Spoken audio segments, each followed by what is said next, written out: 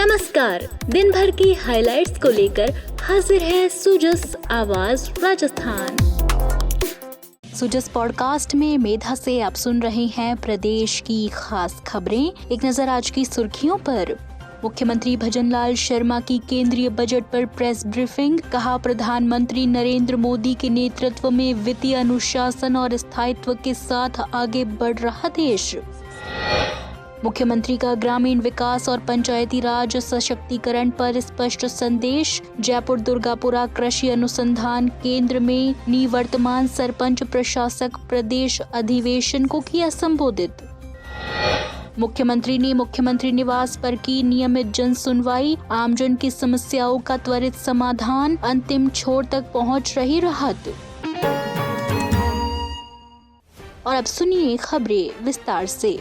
मुख्यमंत्री भजनलाल शर्मा ने कहा कि प्रधानमंत्री नरेंद्र मोदी के नेतृत्व में देश पिछले 12 वर्षों से वित्तीय अनुशासन और स्थायित्व के साथ निरंतर विकास के पथ पर अग्रसर है। उन्होंने केंद्रीय वित्त मंत्री निर्मला सीतारमण द्वारा प्रस्तुत बजट को आत्मनिर्भर से विकसित भारत, संभावनाओं से उपलब्धियों और संकल्प से सिद्धि की ओर ले जाने वाला बताया। मुख्यमंत्री ने कहा कि इस बजट में नए भारत की महत्वाकांक्षाओं के साथ साथ अंतिम व्यक्ति की जरूरतों का भी पूरा ध्यान रखा गया है। मुख्यमंत्री ने आज मुख्यमंत्री कार्यालय में आयोजित प्रेस ब्रीफिंग में कहा कि यह युवा केंद्रित बजट है, जिसमें रोजगार, स्किल डेवलपमेंट, स्टार्टअप्स और सर्विस सेक्टर को बढ़ावा देने वाले ठोस प्रावधान किए गए हैं। उन्होंने बताया कि 1 lakh allied health professional, 1,50,000 care givers और टूरिस्ट गाइड्स के कौशल प्रशिक्षण से युवाओं को नए अवसर मिलेंगे। राजस्थान में पहले से लागू AVGC, XR पॉलिसी और अन्य माध्यमिक विद्यालयों और महाविद्यालयों के कंटेंट क्रिएटर लैब्स की स्थापना से प्रदेश के युवाओं को दोहरा लाभ मिलेगा। मुख्यमंत्री ने कहा कि बजट में महिलाओं के सशक्तिकरण, सुरक्षा और आर्थिक भागीदारी को मजबूत करने के साथ साथ कृषि अवसंरचना, बाजार तक किसानों की पहुंच और जोखिम कम करने के लिए भी महत्वपूर्ण प्रावधान किए गए हैं। श्री शर्मा ने कहा कि यूरोप के साथ हुए ऐतिहासिक समझौते के बाद यह बजट छोटे बड़े उद्योगों,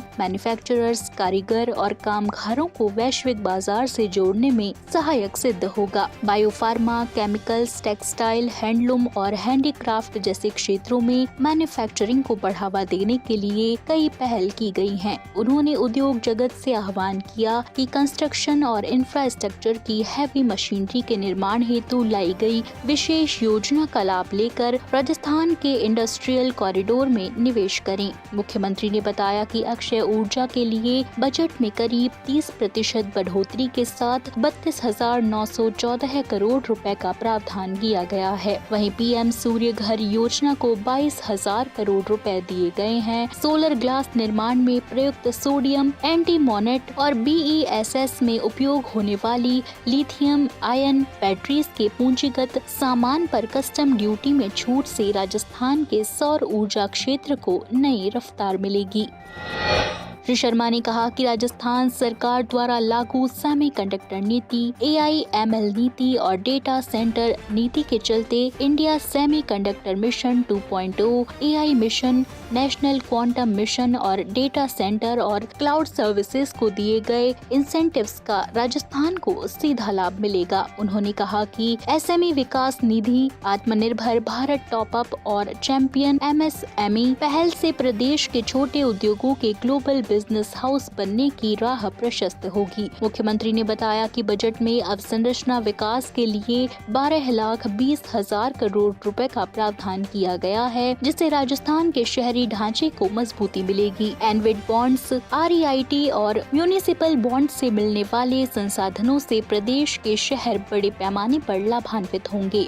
आज मैं भारत सरकार द्वारा प्रस्तुत केंद्रीय बजट के लिए देश के यशस्वी प्रधानमंत्री आदरणीय नरेंद्र मोदी जी का हृदय से आभार और अभिनंदन करता हूँ। केंद्रीय वित्त मंत्री श्रीमती निर्मला सीतारमण जी ने जो ये बजट पेश किया है, ये बजट केवल आय व्यय का दस्तावेज नहीं है, बल्कि नए भारत के निर्माण, आत्मनिर्भर अर्थव्यवस्था और विकसित भारत 2047 के संकल्प की सशक्त घोषणा है। ये बजट उस सोच का प्रतिबिंब है जहाँ सबका साथ, सबका विकास, सबका विश्वास, सबका प्रयास केवल नारा नहीं बल्कि नीति बन चुका है। ये बजट बताता है कि पूरा देश 7% की विकास दर के साथ रिफॉर्म एक्सप्रेस पर शानदार परफॉर्म कर रहा है और ट्रांसफॉर्म की ओर तेजी से बढ़ रहा है।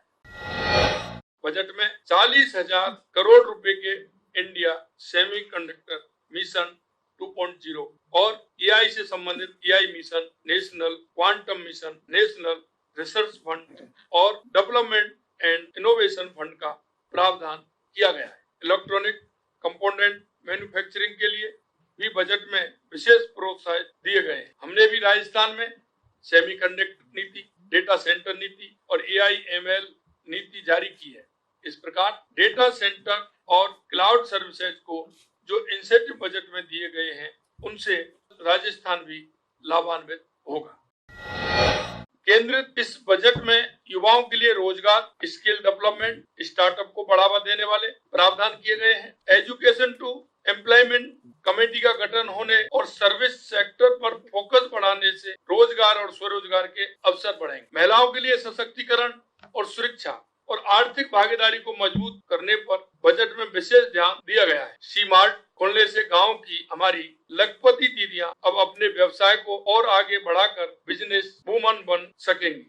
मुख्यमंत्री भजनलाल शर्मा ने दुर्गापुरा कृषि अनुसंधान केंद्र में सरपंच संघ द्वारा आयोजित निवर्तमान सरपंच प्रशासक प्रदेश अधिवेशन को संबोधित किया। इस अवसर पर उन्होंने राज्य सरकार द्वारा ग्रामीण विकास और पंचायती राज संस्थाओं को सशक्त बनाने के लिए किए गए निर्णयों और किए जा रहे कार्यों की विस्तृत जानकारी दी। मुख्यमंत्री ने कहा कि मजबूत पंचायत व्यवस्था ही सशक्त लोकतंत्र की नींव है। राज्य सरकार गाँव, गरीब, किसान और युवाओं के हित में योजनाओं को पारदर्शी, प्रभावी और जन केंद्रित बनाने के लिए लगातार काम कर रही है। उन्होंने बताया कि पंचायतों की भूमिका को और मजबूत बनाने के लिए वित्तीय सशक्तिकरण, प्रशासनिक सुधार और जन भागीदारी को प्राथमिकता दी जा रही है। इस दौरान मुख्यमंत्री ने सरपंचों के अनुभवों को शासन प्रशासन के लिए महत्वपूर्ण बताते हुए कहा कि नीतियों की सफलता गाँव के अंतिम छोर तक पहुँचने से ही सुनिश्चित होती है। सरकार का लक्ष्य है कि विकास का लाभ प्रत्येक परिवार तक पहुंचे और पंचायती विकास की सशक्त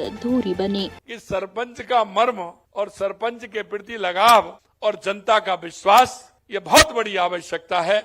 मित्रों, मैं यही कहना चाहता हूं कि आपको ये ईश्वर ने सौभाग्य दिया है, ये हर किसी को नहीं मिलता है।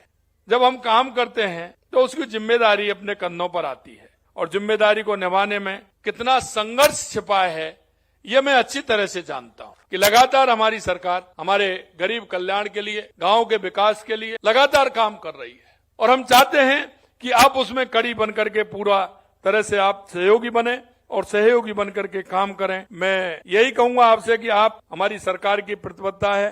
साथ ही मुझे गर्व है कि हमारी सरकार ने पंचायत राज को मजबूती करने में ठोस कदम उठाए हैं। आज हमारी सरकार ग्राम पंचायत भवनों के निर्माण और नवीनीकरण में बड़ा निवेश कर रही है। आपको सुनिश्चित करना है कि वो अच्छे से अच्छा निर्माण कार्य उसका हो। हम हर गांव को कंप्यूटर से जोड़ने का काम कर रहे हैं। राज्य सरकार द्वारा नवसृजित 8 जिलों हेतु विभाग द्वारा 8 नई जिला परिषदों का हमने गठन किया है। पंचायती राज संस्थाओं के पुनर्गठन एवं नवसृजन के लिए 94 नई पंचायत समिति, 3,467 नई ग्राम पंचायतें हमने बनाई हैं। आप सुन रहे हैं सुजस आवाज राजस्थान। मुख्यमंत्री भजनलाल शर्मा ने आज मुख्यमंत्री निवास पर नियमित जन सुनवाई की। इस दौरान उन्होंने अधिकारियों को निर्देश दिए कि आमजन की परिवेदनाओं का सर्वोच्च प्राथमिकता से निस्तारण किया जाए, समाधान का नियमित फॉलो अप सुनिश्चित हो और किसी भी स्तर पर कोताही न बरती जाए। मुख्यमंत्री ने कहा कि राज्य सरकार की नीतियों और नीयत के केंद्र में अंतिम छोर के व्यक्ति तक गुणवत्तापूर्ण राहत पहुँचाना है। विभिन्न लोक कल्याणकारी योजनाओं और कार्यक्रमों के माध्यम से आमजन की समस्याओं का समाधान सरकार की प्राथमिकता है। उन्होंने स्पष्ट किया कि जन सेवा की भावना से कार्य नहीं करने वाले अधिकारियों और कर्मचारियों के विरुद्ध सख्त कार्रवाई की जाएगी। तो आज के सुजस पॉडकास्ट में इतना ही। मेधा को दीजिए इजाजत, कल फिर होगी आपसे मुलाकात। तब तक बने रहिए सुजस आवाज राजस्थान के साथ। नमस्कार।